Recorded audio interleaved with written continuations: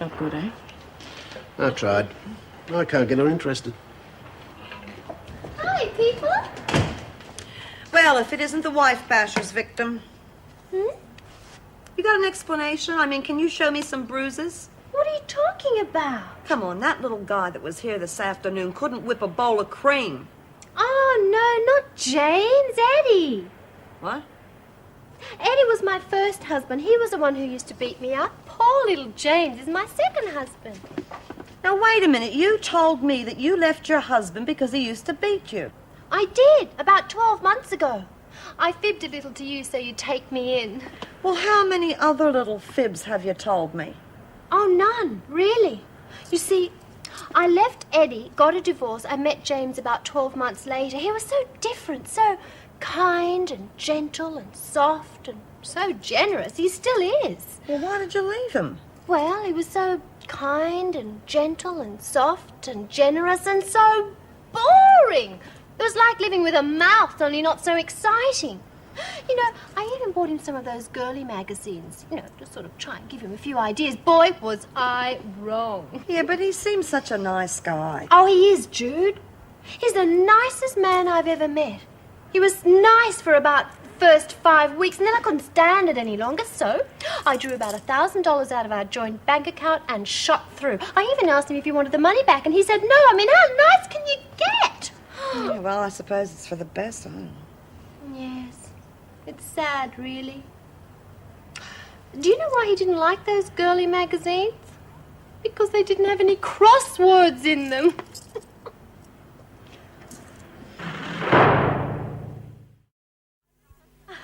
Oh, I really must fly, Philip. I've got so much to do before this afternoon.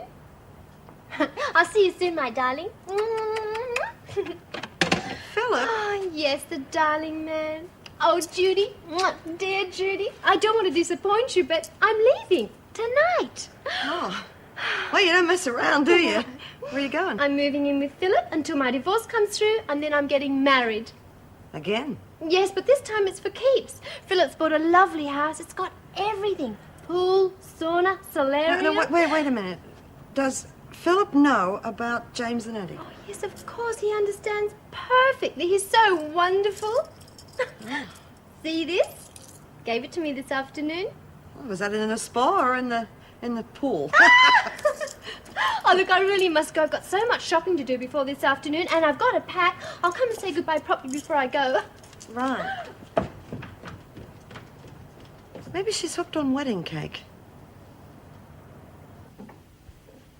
I thought Julia'd be dropping in this week with her flatmates. Looks as though they're tied up with studies. So Mother's all alone, eh? Oh, alone but not lonely. I've got plenty to keep me occupied.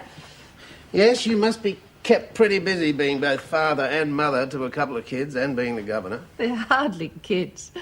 Anyway, I thrive on it. Cheers. Oh, cheers. Now, seriously, what do you really think of the attic? Seriously, I don't really know. Look, the windows are so small and the ceiling slopes down. I just don't know. It's just not what I'm used to. Of course not. But it'd be comfortable. And remember, you're seeing it completely bare. There are lots of ways you could make it pleasant. How do you decorate a broom cupboard? Oh, it's not as bad as that. I don't know. It's just I'm so used to the open spaces. Well, if you check the bloody roster, you'll find out whose turn it is to do the dishes. Oh, hello, Mr. Farnham. Is Sandy in? No, sorry, she's gone shopping. Shopping? Yeah, it's late night shopping tonight. Damn. Look, do you mind if I wait for her? Well, sure, but she could be quite a while, and we do have rules about men being here after hours. Don't worry. You're perfectly safe. I just want a word with her. Look, couldn't it wait? I mean, she is going to go away with you tonight. Well, that was the idea. But how would you explain this? What's it say? It says she's terribly sorry, but she's changed her mind. And she's decided to go back to her husband. I'd just like to know what she intends doing with that diamond engagement ring I gave her. I can tell you I've had a couple of Dear John letters in my time. But that's the first one that came by special courier.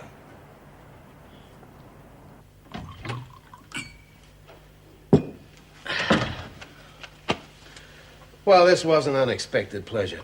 Here I was, lining myself up for a lonely counter tea at the local pub, and then this happens. Oh, thank you very much. My pleasure. Glad of the company. With Paul gallivanting around, I would have been eating alone. Tell me, what work does he do? He's a trainee manager for a supermarket at the moment, but his heart's set on photography. Ah, these days he's lucky to have a job at all. Better stick to the supermarket, I think. True. Still, makes you wonder why you bother trying to get them a good education, doesn't it? Let me get it straight. Julie's at university, but she's living with some friends, right? Yes. She's 22 going on 12. Oh, yeah. I got one of those, too. Well, then you know how it feels.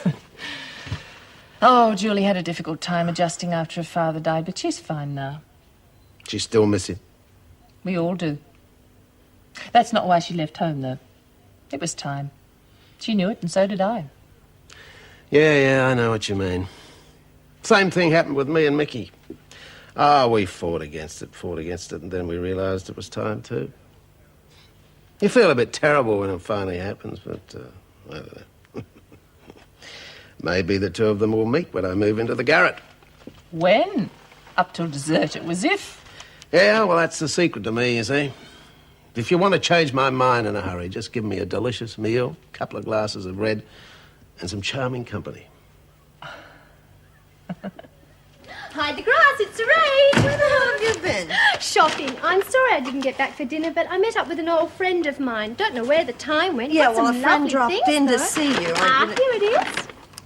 It's for you, Judy, for being so marvellous to me. Well, you shouldn't have done that. You've already done I enough. know, but I wanted to. It's a book to put your telephone numbers in, but it's a funny one. It's got cartoons of nude men in it, and it's called Handy Dialing Digits. Well, something I've always wanted, you know. I've got to have a shower and oh my God, look at the time. Pixie, I've got to talk to you in private. Sure, as soon as I've had my shower. Oh, bugger. Oh, I'll get it. What the hell are you doing? Collecting building society There's passbooks? so much junk around. Never know what half the stuff is. Amelia Priestley? Who's Amelia Priestley? She's just a friend of mine. She asked me to hang on to her books so that she wouldn't draw so much money out. She's saving for a trip overseas. Oh, Be back in a flash. yeah.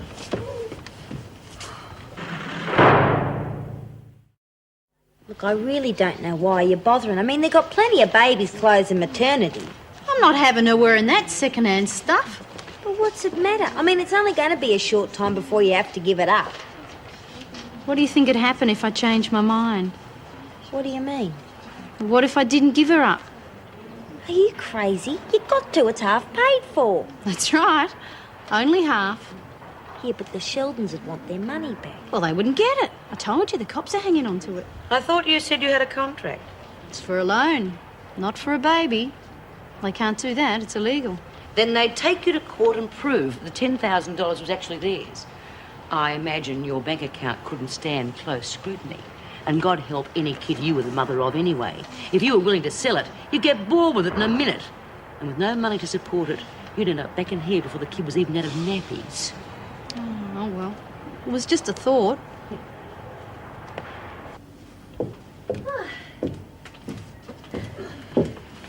All set. Philip should be picking me up in a minute. No, I don't think he will be somehow. Why not? Could we have a little talk in the other room, please?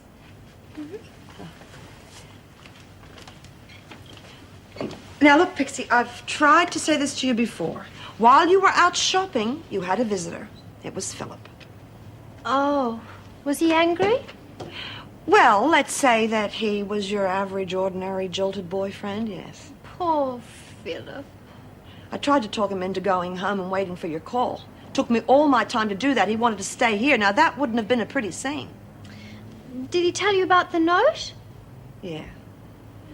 Honey, it's none of my business. I don't want to interfere, but why did you do it? Well, you see, it was after I spoke to Philip on the phone this afternoon.